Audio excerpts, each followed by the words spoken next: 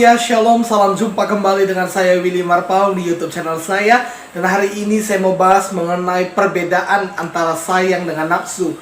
Sayang dengan nafsu itu beda-beda tipis ya kan. Tetapi kita harus bisa membedakannya sehingga kita tidak terjerumus ke dalam dosa, kita tidak jatuh ke dalam dosa, dan kita bisa memahami mana pasangan yang memang betul-betul sayang sama kita dan mana yang sekedar nafsuan ya kan.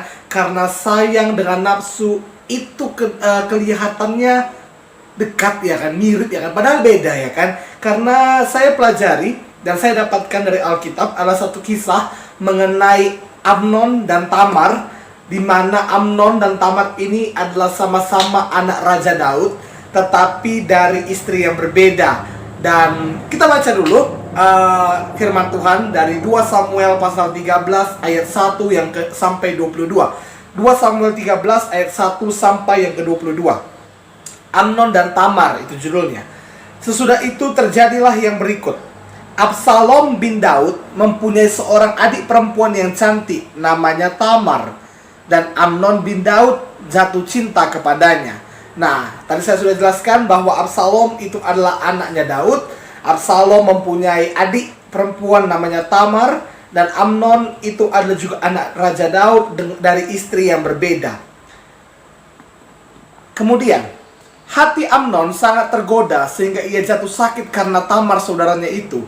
Sebab anak perempuan itu masih perawan dan menurut anggapan Amnon mustahil untuk melakukan sesuatu terhadap dia. Bucin amat ya.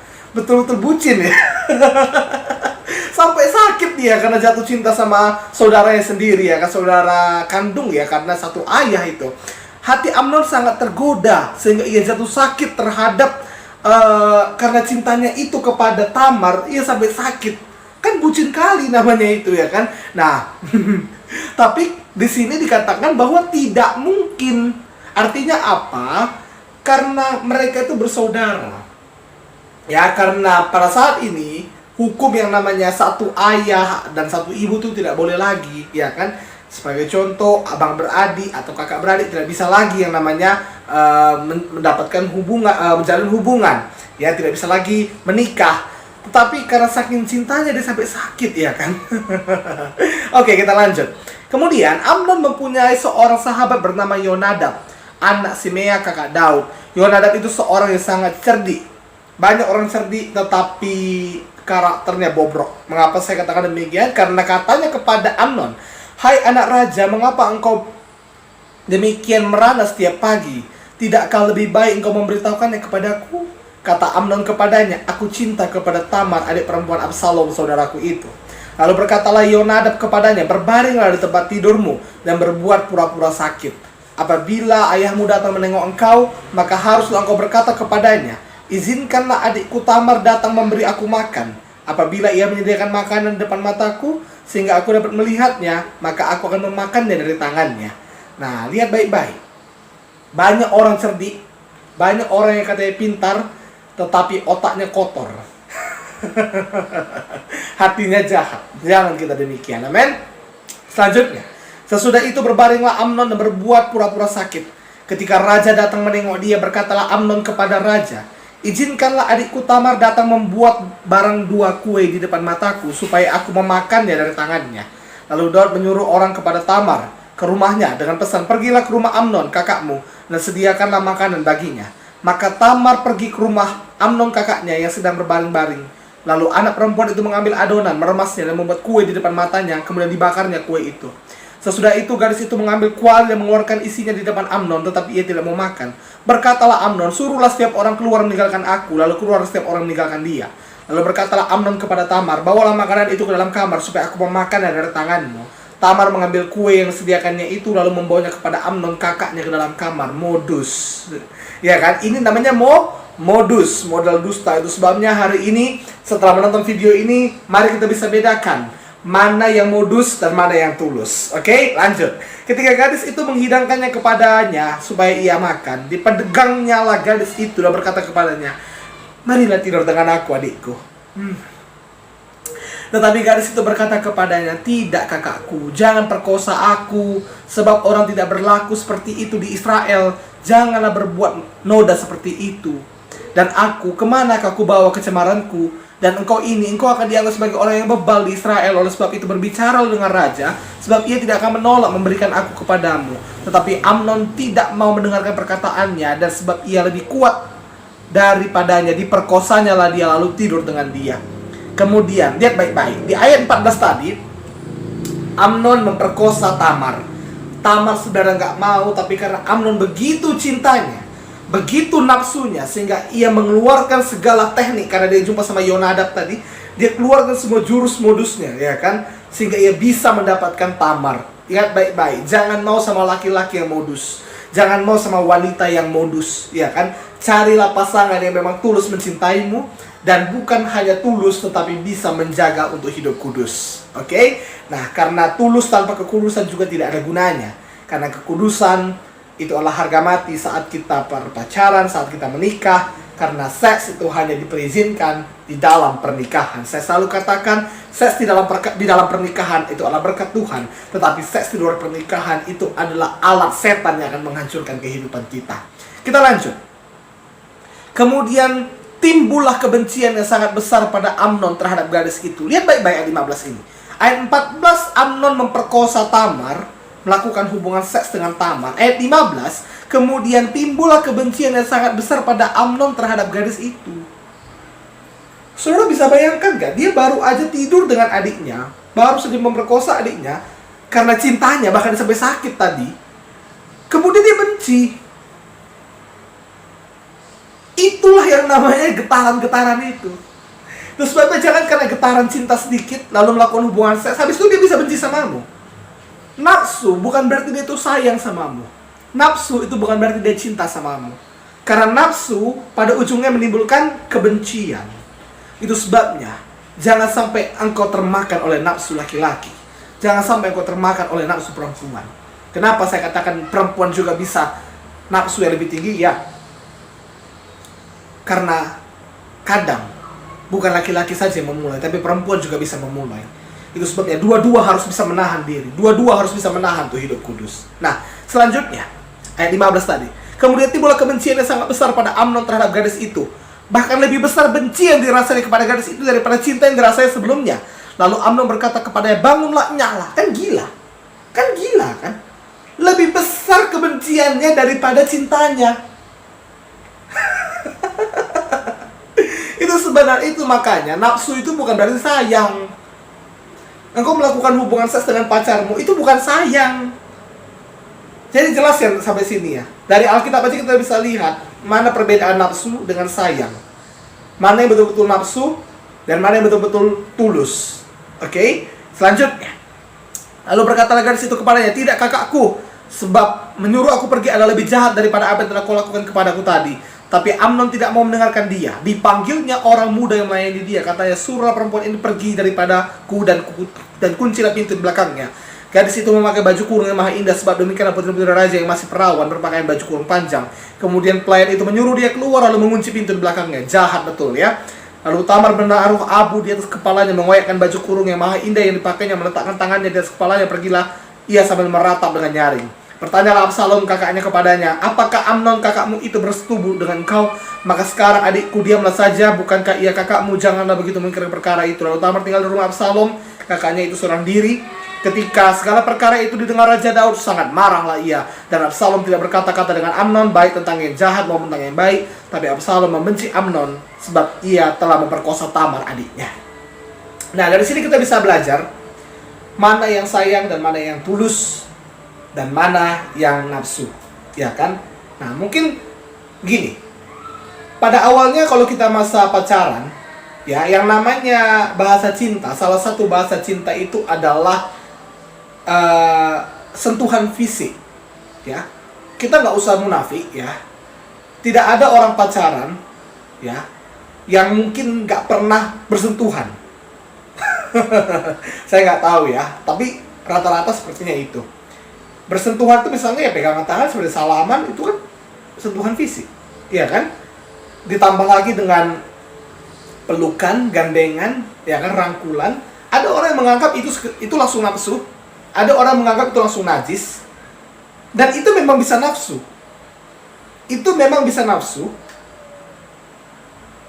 jika dilakukan di saat berduaan, jika dilakukan di saat berlama-lamaan, dan kalau memang dari hatinya memang ada rasa nafsu itu.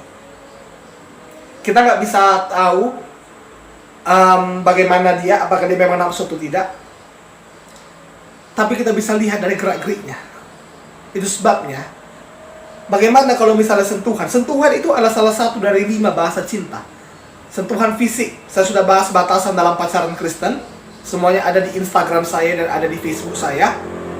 Dan menurut saya, batasan dalam pacaran Kristen atau sentuhan fisik dalam pacaran Kristen yang paling aman bagi saya, itu adalah ngelus kepala. Ya kan? Itu namanya, itu paling aman sih bagi saya. Mau pulang misalnya, sayang, abang pulang dulu ya, terus kepalanya, memberkati ya sayang, di depan bapaknya kalau bisa. Ya kan? Banyak laki-laki yang mengatakan dia gentleman. Banyak laki-laki yang mengatakan bahwa dia itu adalah laki-laki pemberani, laki-laki yang gagah.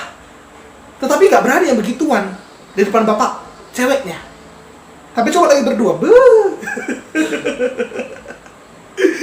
merdeka dia. Nah, itu sebabnya perlu kita bedakan mana yang nafsu, mana yang sayang. Bagaimana cara melihatnya? Kalau ciri-ciri daripada laki-laki atau perempuan yang nafsu, yang pertama, dia itu langsung mengeluarkan kata-kata atau pembicaraannya itu langsung mengarah kepada hal-hal pornografi, langsung kepada hal-hal perzinahan, ya, langsung mengarah kepada hal-hal yang berkaitan dengan seks. Itu laki-laki atau perempuan yang nafsuan. Yang kedua, apa ciri-ciri daripada laki-laki atau wanita yang nafsuan? Sering membawa kamu berduaan tanpa ada mau ngomong apa-apa. Lagi berduaan, nyampe berduaan, tiba-tiba langsung peluk, tiba-tiba langsung emah, tiba-tiba sayang. Itu yang pertama. Itu yang kedua, ya kan? Dia bawa lagi berduaan, padahal gak ada yang mau diomong. Boleh gak pacaran berduaan? Boleh. Misalnya di rumahnya nih, di rumahnya, ya kan? Kamu di teras, ya kan? Awalnya ngomong-ngomong di teras, ya kan? Atau di ruang tamu, ada kamu, ada pacar kamu, kemudian ada adik-adiknya, ada mamaknya, ya kan? Kemudian ketika ada yang mau kalian omongin berdua, kalian boleh ke dapur berdua, ya kan? Tapi ada orang di rumah itu, jangan cuma kalian berdua di rumah itu bahaya, ya kan? Itu nggak boleh. Kalau memang ada yang mau diomongin berdua, ya nggak apa-apa, omongin berdua. Atau ke teras, lebih aman, ya kan? Nah, tetapi kalau pasangan yang nafsuan, sikit-sikit ayolah berdua, ya kan? Nyampe berdua bukan ngomong, langsung agresif. Langsung pegang sana, pegang sini, ya kan? Kemudian yang ketiga, apa ciri-ciri yang nafsuan? Ya kan? Memberikan kode untuk melakukan hubungan seks, ya kan? Dan yang pertamanya ini nggak secara gamblang, tapi dia berikan kode. Ya pasti kita udah tahu kode-kodenya. Dia berkata, sayang kan sama aku. Aku maulah kayak yang lain-lain itu. Itu udah kode. Langsung tepis dalam nama Yesus. Kemudian yang keempat, apa ciri daripada pasangan yang nafsuan? Ngomong secara gamblang, sayang, ayolah, udah gak tahan lagi, aku mau melakukan hubungan seks denganmu. Itu namanya orang yang kerasukan setan gitu. Jelas itu memang dia nafsuan, ya kan? Tetapi kalau yang beneran sayang gimana? Tapi dia minta sentuhan fisik loh Bang Willy. Ya memang, karena memang sentuhan fisik itu adalah salah satu bahasa cinta. Kalau memang dia sayang, pasti dia bilang kalian ngobrol, ya kan? Lalu entah kenapa gitu, lalu ya ngobrol gitu. Lalu dia sediakan teh manis untukmu, sediakan makanan untukmu. Lalu kau bilang, wah enak kali sayang, makasih ya sayang. Lalu kok elus kepalanya, itu memang sayang namanya. Tapi kalau nggak ada apa-apa langsung peluk, itu bahaya.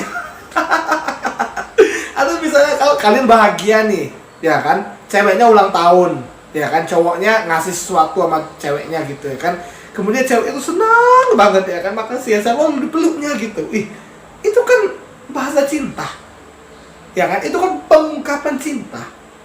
Tapi bukan berarti seks. Ingat itu baik-baik. Seks itu hanya boleh di dalam pernikahan. Oke? Kalau sekedar rangkulan, pegangan tangan, itu okay. Misalnya kau mau mengatakan cintamu kepada dia, kan nggak mungkin istirahat di tempat. Sayang, kan nggak kan, kecuali ada bunga yang kau pegang di belakang, ya kan? Nah, kan nggak apa-apa pegang tangannya. Sayang, aku beruntung kali memiliki wanita seperti dirimu. Wah, atau berdoa bersama, ya kan, satu pegang tangannya. Wah, ya kan?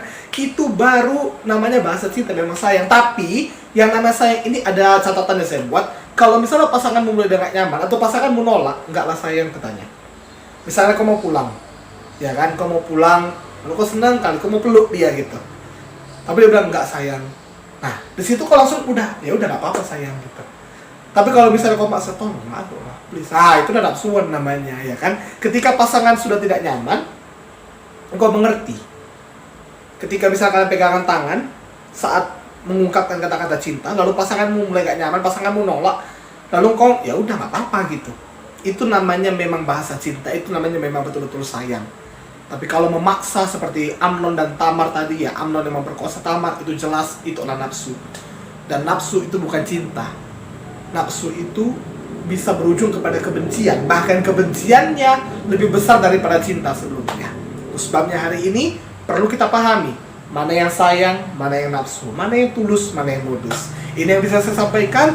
Dan jangan lupa untuk like video ini, jangan lupa untuk share video ini untuk boleh jadi berkat buat yang lainnya.